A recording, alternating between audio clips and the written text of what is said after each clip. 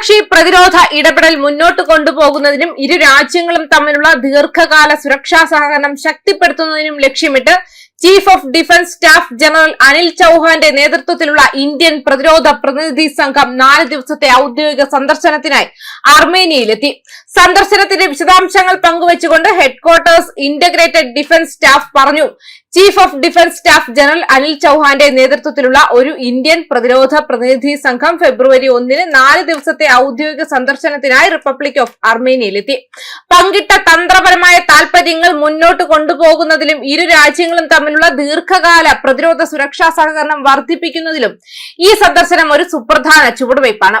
അർമേനിയയിലെ Indian ambassador നിലാക്ഷി സാഹ സിൻഹയും Armenia റിപ്പബ്ലിക്കിന്റെ സായുധ സേനയുടെ deputy chief തെമൂർ ഷാനസാരിയനും യെരേവനിൽ പ്രതിനിധി സംഘത്തെ ഊഷ്മളമായി സ്വീകരിച്ചു. 2025 ഒക്ടോബർ 23-ന് തെലങ്കാനയിലെ ഹൈദരാബാദിൽ നടന്ന പ്രതിരോധ സഹകരണത്തെക്കുറിച്ചുള്ള സംയുക്ത വർക്കിംഗ് ഗ്രൂപ്പ് മീറ്റിംഗ് ഉൾപ്പെടെ ഇന്ത്യയും അർമേനിയയും തമ്മിലുള്ള പ്രതിരോധ ഇടപെടലുകളുടെ ഭാഗമായാണ് ഈ സന്ദർശനം. ഉഭയകക്ഷി പ്രതിരോധ ബന്ധങ്ങൾ ശക്തിപ്പെടുത്തുന്നതിനെ കുറിച്ചുള്ള കാഴ്ചപ്പാടുകൾ ഇരുപക്ഷവും കൈമാറി.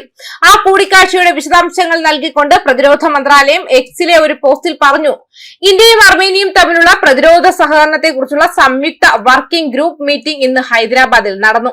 സുരക്ഷാ മേഖലയിലെ പരസ്പര താൽപര്യമുള്ള മറ്റ് വിഷയങ്ങൾ ഉൾപ്പെടെ ഉഭയകക്ഷി പ്രതിരോധ സഹകരണം, പ്രതിരോധ വ്യാവസായിക സഹകരണം എന്നിവയിൽ ഇരു രാജ്യങ്ങളും കാഴ്ചപ്പാടുകൾ കൈമാറി.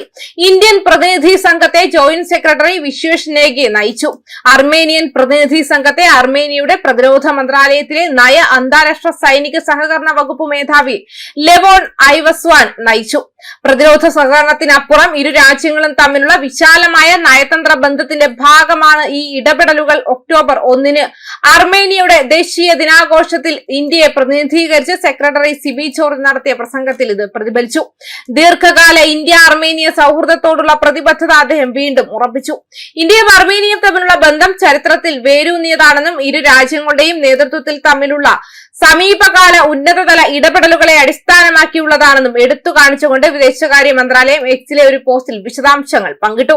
സെക്രട്ടറി സിബി ജോർജ് അർമേനിയ റിപ്പബ്ലിക്കിന്റെ ദേശീയ ദിനാഘോഷങ്ങളിൽ ഇന്ത്യയെ പ്രതിനിധീകരിച്ചു. ചരിത്രത്തിൽ വേരൂന്നിയ ദീർഘകാല സൗഹൃദത്തോടുള്ള പ്രതിബദ്ധത അദ്ദേഹം വീണ്ടും ഉറപ്പിച്ചു. ഇരു രാജ്യങ്ങളുടെയും നേതൃത്വങ്ങൾ തമ്മിലുള്ള സമീപകാല ഉന്നതതല ഇടപെടലുകളെ അടിസ്ഥാനമാക്കി MEA വക്താവ് എക്സിൽ പോസ്റ്റ് ചെയ്തു.